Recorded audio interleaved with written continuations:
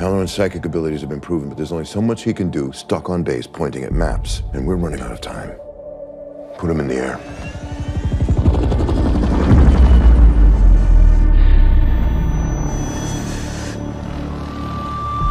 Step right up. Halloran! Halloran! Do you know what they do to kitty killers in Shawshank?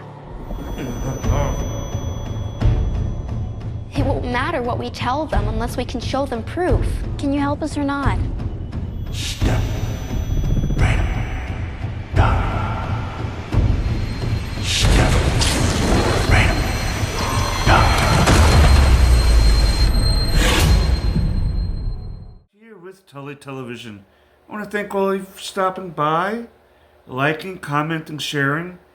Every little interaction helps us get boosted into the algorithm, right?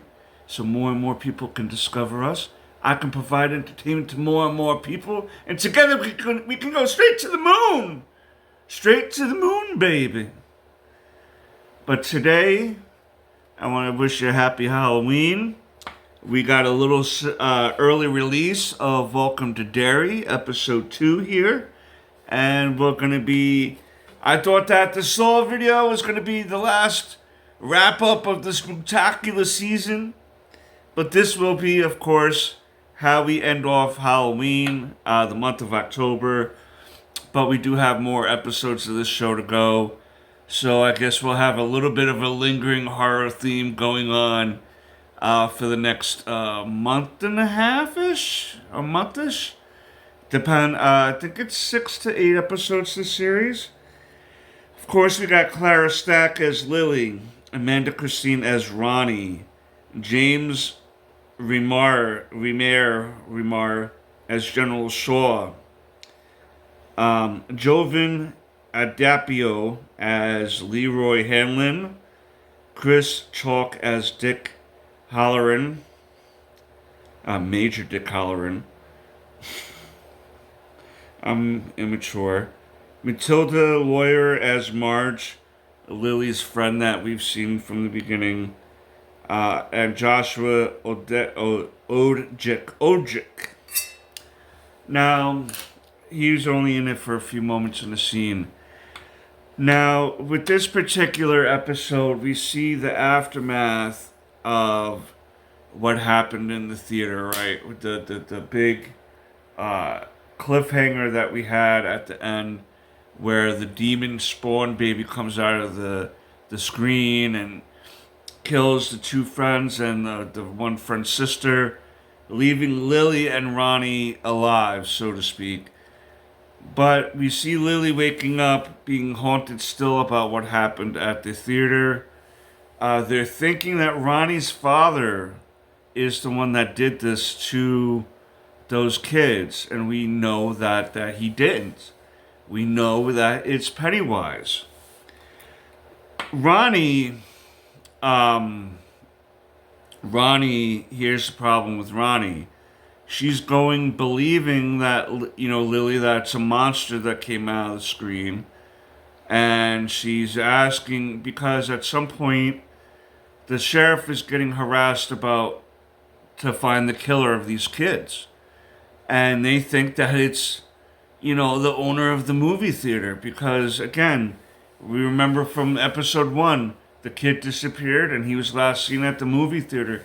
Now there's actually murders there at the movie theater involving kids. So, in a reality-based situation, you would assume that someone with access to a building outside of business hours, and now this is the second time a situation like this has happened, you're going to start looking at, the owner of the building, so to speak.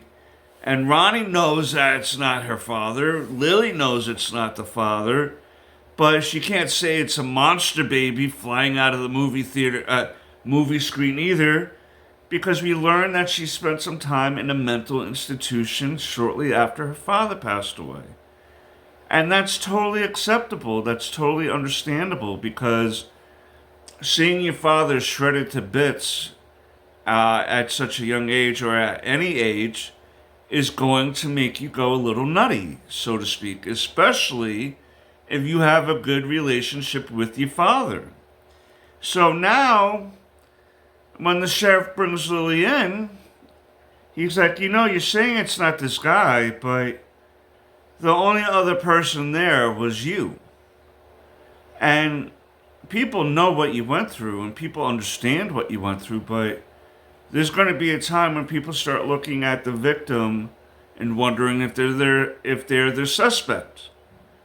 And so he asks her again, are you 100% sure that he wasn't there, meaning the father?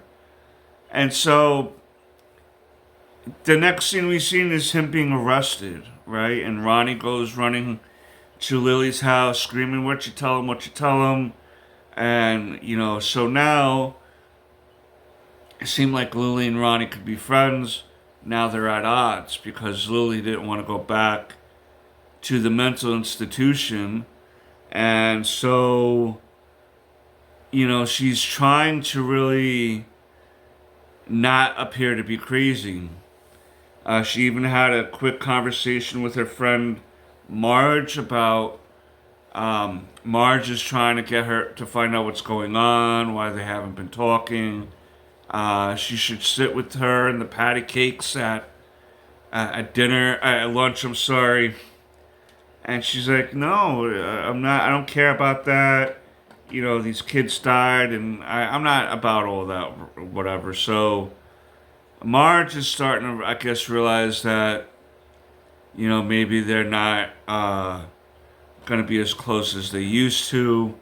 And she seems to be getting in more with the popular girls and kind of doing the thing that, everyone does under peer pressure and starts acting like they're friends when they don't have to do that. You can be your own person. But it seems like the head girl in charge is a very Regina George type of character, right?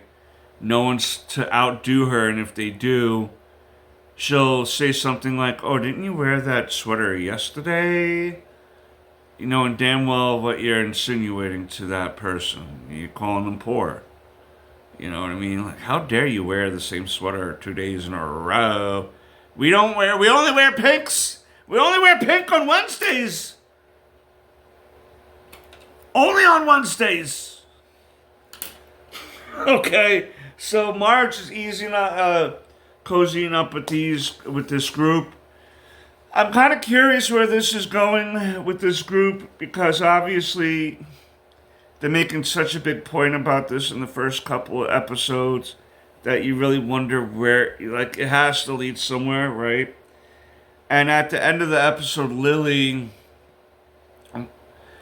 there's an incident in the store after Ronnie's father was arrested in which Pennywise was messing with her and making her feel like she was trapped in the supermarket, and then a bunch of pickle jars started showing the face of her father, and all of them came down and broke, and they were trying to this mass of pickles in the shape of this weird looking creature that had her father's face, was trying to get her, and she bugs out, and which eventually leads her to getting dropped off at the mental institution at the end of the episode anyway. So we'll see where that leads Lily. Hold on, I just want to make sure here. The Hanlon, Leroy's family, the major, right? He's been dealing with some things at work. He found some stuff going on at work at the Air Force Base, but he's also dealing with some family things. His wife and son finally move in this episode. It seems like the son is very much into like science stuff, learning information. He has a thirst for knowledge, the son. And he doesn't seem to be very much into the bouncy ball sports, you know what I mean? And that's okay, like for me growing up, I loved sports and everything, but I also had a part of me that was nerdy and stuff and liked to read and stuff like that. So I was kind of like in between, like enjoying playing base. I loved playing baseball. It was to me felt like a big part of my life growing up in some ways. And in a few different ways, I stopped with it because of injuries and responsibilities, and mainly just, sometimes these things can't really last in your life the way you would like to do them, or have the ability to make it a career that you'd like to make it, in your life. But but the kid seems to be very respectable. He seems to not want to be a troublemaker. He just wants to learn. And it seems like the father and him have a difficult time relating to each other, because the father's kind of more of the baseball guy, and let's go play catch, pal, and and so he's going to have to learn to find a way to connect to his son, because that's his responsibility as pops at the end of the day. We do see the mother walking around town a little bit, and kind of there's an incident near the butcher's place in town where a bunch of kids were bullying this other kid, and she came and broke it up. But it seemed like no one was bothered with it or whatever like that. They were just letting this group of kids bully this other kid. And so they go taking off after she breaks it up. And at dinner that night, when she's explaining what happened, the son kind of asked, can you not, because she thought at first he was getting bullied, and he's like, can you please, this is my first week at school, I don't need to be embarrassed. Because being the new kid at the school anyway is awkward enough, trying to fit in, especially if you're going to be a nerd, in that sense. No, again, if that's what you like, if you want to be knowledgeable and reading science books and all this stuff, go ahead. But when we're kids, you're going to get picked on for that. It's just kids are stupid, you know what I mean? And he doesn't need mom now coming in about bullies. That will get you bullied more. Please, parents, I get there's a limit to things, but don't go bothering the school if someone's just calling your son, oh, you are a jerk face. Well, let your kid stand up for himself.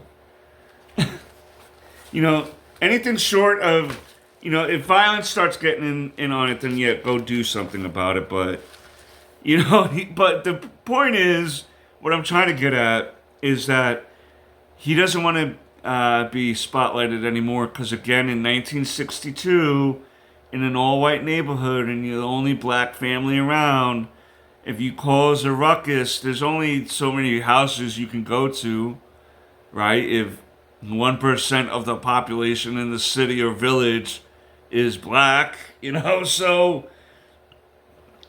that's what he's dealing with at the moment. The mother seemed to have had some issues in the town they were living in before, because the husband, the major, mentions about, we had some issues in the old town where you were sitting at places you weren't supposed to be sitting at, with signs and this and that. And she must have obviously been doing the sit-ins, at restaurants and stuff like that, where only whites were allowed to eat. And so her and her protester buddies decided to sit at those restaurants, I guess, and drink at the water fountains and all that stuff that would come to be known as civil disobedience, right? And he doesn't want that to follow here, because he's struggling with it. He's got to deal with some of this stuff at his job too, the military. And speaking of his job, he finds out that the person who attacked him last episode admitted to doing it, but there was something that made him not believe that. It was a red herring.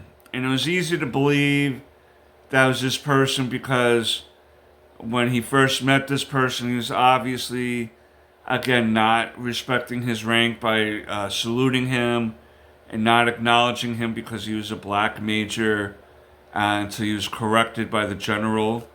And we find out that it was him who admitted to attacking the major in episode 1.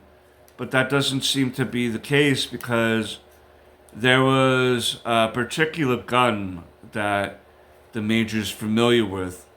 And with the way that it was handled, he knew that it wasn't this guy, that it had to be someone that was very familiar with this particular type of pistol.